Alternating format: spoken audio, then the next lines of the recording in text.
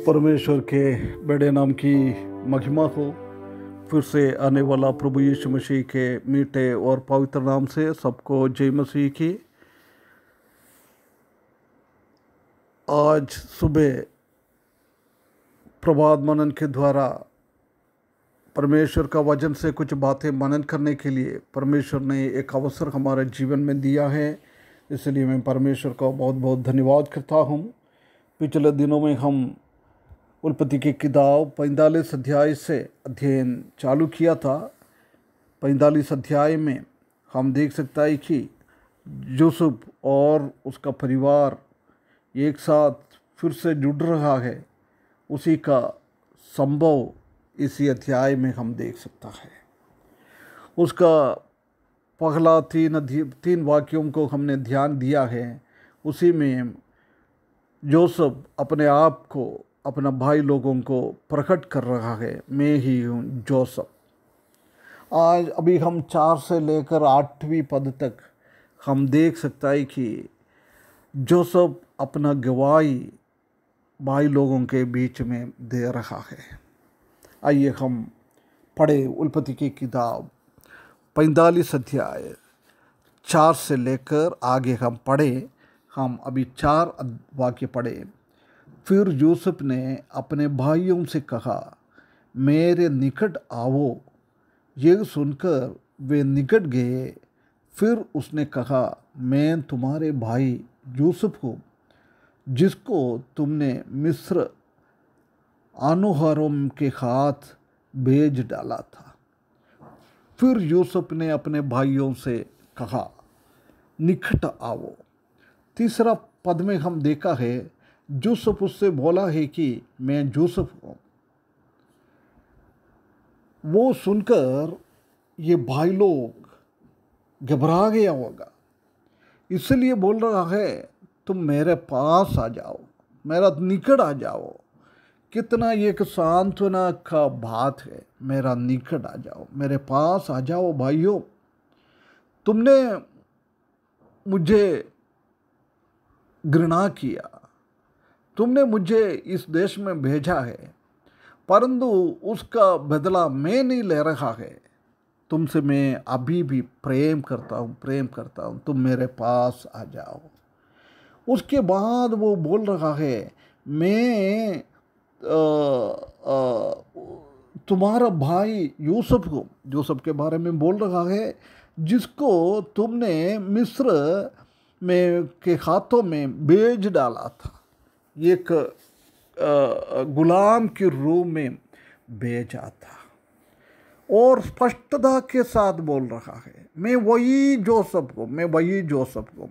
22 साल पहले तुम लोग ने मेरे को पकड़ के मारने के लिए कोशिश किया था, गड्ढे में डाला था, गड्ढे में से उठा के मुझे इन लोगों के हाथ में आप लोगों ने भेज दिया है, वही जोसेफ हूँ मैं। परंतु जोसेफ के निकलने वाला शब्दों में कोई गुस्सा का शब्द नहीं है, सांत्वना का शब्द है। वो बोल रहा है, तुम मेरा पास आ जाओ, मेरा निकट आ जाओ। हम एक ही परिवार का है, इसलिए तुम लोग मेरे पास आ जाओ। हम जानता है कि हमारा प्रभु यीशु मसीह का एक आवाज़ है ये। मत्ती सुसमाचार 11वां अध्याय 28 पद में हम देख सकता है कि बोझ उठने वाला, पाप से दबा हुआ लोग मेरे पास आ जाओ, मैं तुमको सांत्वना दे दूंगा।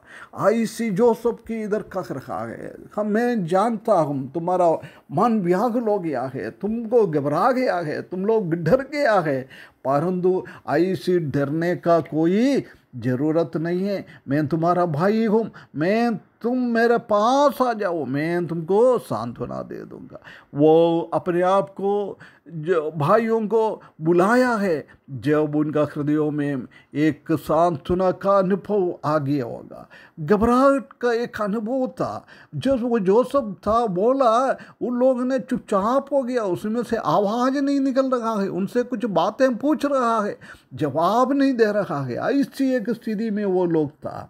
उसके बाद हम देख सकता है कि उसका 5वें पद में लिखा है, अब तुम लोग मत पछताओ और तुमने जो मुझे यहाँ भेज डाला, उससे उदास मत हो, क्योंकि परमेश्वर ने तुम्हारे प्राणों को बचाने के लिए मुझे आगे से भेज दिया है।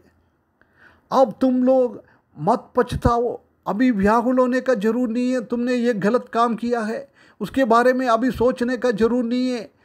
तुम उसी को मत सोचो। और क्या बोल रहा है, और मुझे यहाँ भेज डाला है, इसलिए उदास मत हो, उदास मत हो, व्याकुल नहीं होना है, उदास नहीं होना है, बहुत बोझ तुम्हारे हृदय में नहीं आना चाहिए। मैं तुम्हारे साथ हूँ। अभी अपन एक साथ रहेंगे। कितना एक अद्भुत बात है, 22 साल के बाद अपना भाइयों के साथ एक साथ रहने का एक मौका मिल रहा है। कितना एक बहुत बड़ी बात इधर हम देख सकता है। हमारा प्रभु यीशु मसीह का प्रेम, प्रभु यीशु मसीह का वो प्रेम को हम इधर देख सकता है। प्रभु यीशु मसीह ने भी हमको प्रेम किया। हम शत्रु थे, हम पापी थे, हम अभक्त लोग थे। उसी टाइम में प्रभु यीशु मसीह ने हमको प्रेम किया। हमारे परमेश्वर ने हमको प्रेम करते हुए प्रभु यीशु मसीह को इस दुनिया में हमारे लिए भेज दिया है। हमारा व्याकुल अवस्था में, हमारा तकलीफ और परेशानी वेदना का अनुभव में परमेश्वर ने ऐसा काम किया है। इसलिए हम परमेश्वर के पास, प्रभु यीशु मसीह के पास हम चले जाए। और क्या बोल रहा है, तुम लोग ने मेरे को इधर नहीं भेजा है, फिर किसने भेजा है? क्योंकि परमेश्वर ने तुम्हारे प्राणों को बचाने के लिए मुझे आगे से भेज दिया है। तुम्हारा प्राणों को बचाने के लिए, इस्राएली लोगों को बचाने के लिए, उनको संभालने के लिए ये परमेश्वर का एक खास था। अभी ये तो अकाल का 2 साल ही हुआ है, अभी 5 साल बचा है। उसी टाइम में भी तुमको भोजन वस्तु देते हुए आगे बढ़ाने के लिए परमेश्वर ने मुझे 22 साल भेजा है। 22 साल पहले परमेश्वर ने भेजा है। परमेश्वर का हाथ हम देख सकता है।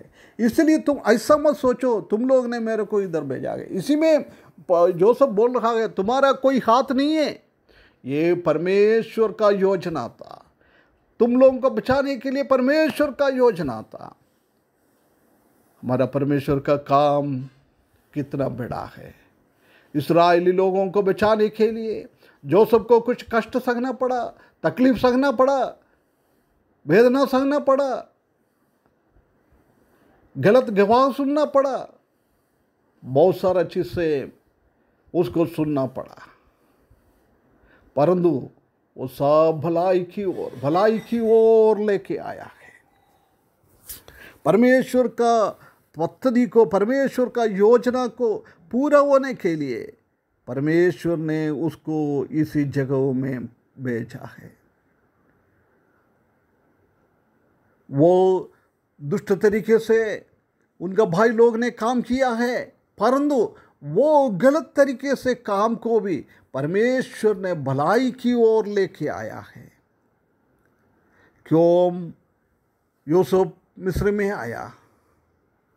उनका भाई लोगों का बुराइयों के कामों के द्वारा, और प्रभु यीशु मसीह के परमेश्वर का योजना पूरा करने के लिए दोनों में हम आप बोल सकता है, परंतु बढ़कर परमेश्वर का योजना था। परमेश्वर का योजना, परमेश्वर ने अब्राहम को बुलाया, इसहाक को बुलाया, याकूब को बुलाया। उसी के द्वारा परमेश्वर ने उन लोगों को बचाने के लिए कोशिश किया। इसलिए वो उनको बचाने के लिए, अकाल से बचाने के लिए, मृत्यु से बचाने के लिए परमेश्वर ने एक बहुत बड़ा काम जोसेफ के द्वारा किया है। हमारा भी अच्छा जोसेफ के द्वारा, प्रभु यीशु मसीह के द्वारा हमको भी बचाने के लिए परमेश्वर ने बहुत बड़ा काम किया है। वो परमेश्वर को धन्यवाद करते हुए हमारा जीवन बिताने के लिए उस वचन के द्वारा परमेश्वर हमको सगायदा करे, उसके बड़े नाम की महिमा हो।